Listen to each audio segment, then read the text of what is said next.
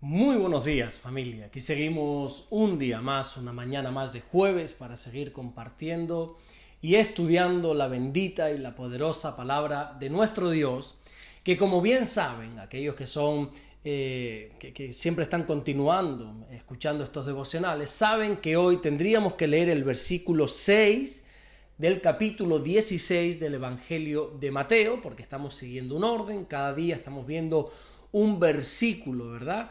Y vamos siempre por orden, pero hoy vamos a volver a leer el mismo versículo que leíamos ayer, el versículo 5, que así nos dice la palabra del Señor. Evangelio de Mateo, capítulo 16, versículo 5, dice: llegando sus discípulos al otro lado, se habían olvidado de traer pan. Ayer empezábamos a ver este versículo que, aunque aparentemente no nos diga mucho, sin embargo, no solamente pudimos desglosarlo ayer, sino que hoy vamos a volver a centrarnos en él. Dije que yo encontraba principalmente dos puntos que quería resaltar, pero bueno, solo nos dio tiempo de ver el primero, que era que cada uno de los creyentes tenemos que ser creyentes responsables dentro de la obra de Dios. Los discípulos estaban encargados del pan y sin embargo se habían olvidado de traer el pan.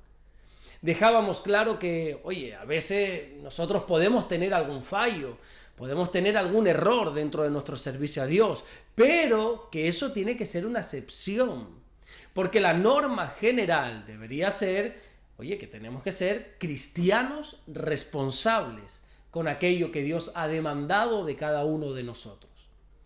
También ayer decía que este versículo sería muy difícil, por no decir imposible, de interpretar de una manera correcta sin leer su contexto. Cuando uno lee este versículo, parece como si fuera, no sé, un detalle totalmente sin importancia. Pues chicos, simplemente a los discípulos se le olvidaron traer el pan y ya está. Pero no es cierto. Porque si no tuviese importancia, Dios no lo hubiera dejado en su palabra.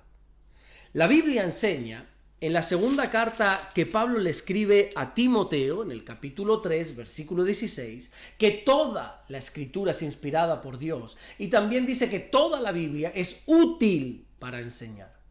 Todo lo que está registrado en la palabra de Dios es útil. No hay nada inútil, no hay nada que nos sirva, ninguna palabra, ningún versículo o ningún capítulo es inservible.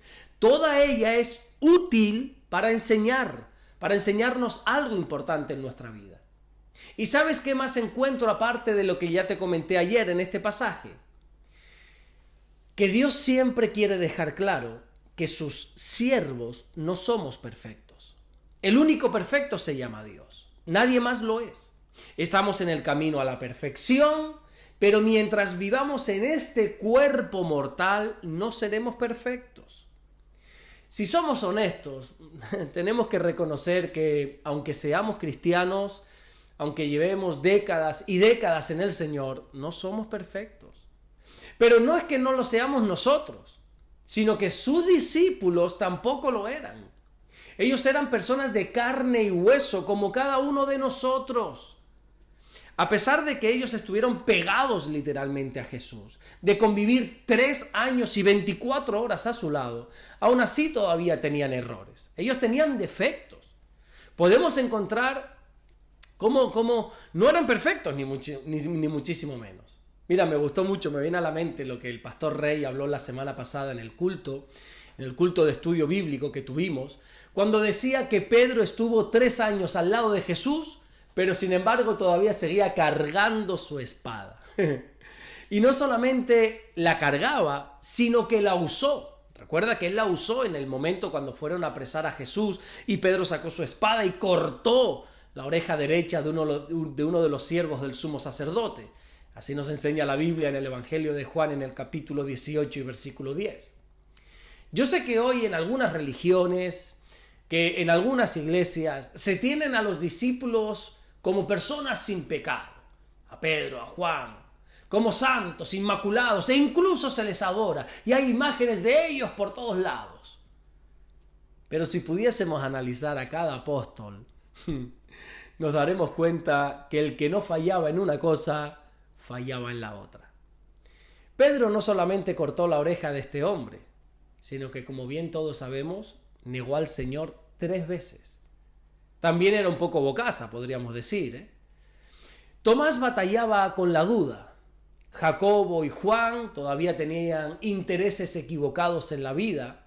Cuando le pidieron al Señor, allí en el Evangelio de Marcos, en el capítulo 10 y en el versículo 37, les pidió sentarse a su lado en su gloria. Ni hablemos de Judas, ¿verdad? Andrés era una persona aparentemente sin iniciativa. Siempre estuvo a la sombra de su hermano Pedro. Felipe también dudaba en algunas ocasiones. Él fue el que dijo allí en el Evangelio de Juan, en el capítulo 6 y versículo 5, que sería imposible alimentar a una multitud sin alimentos. El otro, llamado Natanael, tenía prejuicios. Él fue el que dijo allí en el Evangelio de Juan, en el capítulo 1 y en el versículo 46, referente a Jesús: oye, pero ¿de Nazaret puede salir algo bueno? Y así podríamos seguir con todos, pero no solamente con los apóstoles del Señor, sino con todos los personajes de la Biblia. Todos tenían defectos, todos cometían errores. El padre de la fe, el hombre que Dios escogió para llevar a cabo su pacto allí en el Antiguo Testamento, que era Abraham, pues Abraham mintió. El hombre en el cual Dios puso sus ojos para volver a empezar de cero, que fue Noé, se emborrachó. Moisés tenía mal carácter. Moisés era impulsivo. Lo vemos, por ejemplo, cuando al descender de la montaña, con aquellas tablas de la ley que Dios mismo le había dado, las rompió en un ataque de ímpetu, cuando vio al pueblo inmerso en pecado. Yo creo que todos sabemos lo que sucedió con el rey David y con una mujer que no era la suya. Podríamos también mencionar a su hijo, a Salomón. A Jeremías se le conoce como el profeta llorón. Bueno, en fin, que todos los que servimos al Señor tenemos defectos. Y algunos, incluso podríamos decir que tenemos más defectos que virtudes. Pero aún con todo eso, seguimos sirviendo a nuestro Dios. Es cierto que los discípulos se olvidaron de llevar el pan, pero bueno, no por eso dejarán de servir. Si tú has cometido un fallo, un error, una equivocación, si por ejemplo no has llevado a cabo con aquello que te habías comprometido, creo que la solución nunca es apartarte del camino, sino que la solución es volverte a levantar. La Biblia enseña en el libro de Proverbios, en el capítulo 24 y en el versículo 16, que 7 veces cae el justo y vuelve a levantarse. Ninguno somos perfectos, solamente Dios lo es. Solamente nuestro Dios es perfecto. Por eso es normal que todos tengamos equivocaciones, que a todos se nos olvide algo en algún momento puntual. Pero eso no quiere decir que no seamos dignos de seguir caminando en su reino.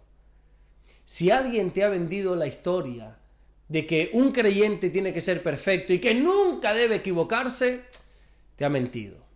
De hecho, Jesús dijo en el Evangelio de Marcos, en el capítulo 2 y versículo 17, que Él no ha venido a llamar a justos, sino que ha venido a llamar a los pecadores. Si Dios nos ha llamado y estamos dentro de su reino, créeme que Él ya tenía constancia de nuestros pecados, tenía constancia de nuestros errores y de cada uno de nuestros fracasos. Pero aún con todo eso, no solamente nos amó, sino que también nos llamó para que le sirvamos. No somos perfectos. Somos cristianos con defectos, pero con un Dios perfecto. Amén. Vamos a orar en este día, vamos a orar a nuestro Dios, a ese Dios perfecto que tenemos. Señor, te damos las gracias por este día, gracias por esta mañana de jueves, Señor. Queremos bendecirte, queremos adorarte. Señor, te queremos dar las gracias, primeramente porque a pesar de cómo somos, a pesar de nuestros errores, de nuestros defectos, a pesar de nuestros pecados, tú nos has llamado a servirte. Qué bonito, Señor, ver cómo los propios apóstoles tenían defectos, Señor. Se olvidaron, como en este caso del pan, de una responsabilidad que ellos tenían, pero que tú seguías siempre contando con ellos. Gracias por contar con nosotros. Gracias por dejarnos seguir sirviéndote a pesar de cada uno de nuestros defectos. Señor, oramos para que nos guardes, para que nos bendigas, para que tu mano poderosa esté sobre cada uno de nosotros en este día. Gracias, Señor, por todo lo que estás haciendo y gracias por todo lo que vas a hacer en el nombre bendito de Jesús. Amén y amén. Que Dios te bendiga. Nos vemos mañana viernes, Dios mediante, para seguir compartiendo la palabra del Señor. Para ahora sí, Dios mediante, brincar hasta el versículo 6. Ya hemos desglosado en 2 devocionales el versículo 5 y mañana Dios mediante, si así Dios vuelve a regalarnos el privilegio de compartir la palabra, estaremos estudiando el versículo 6. Dios te bendiga.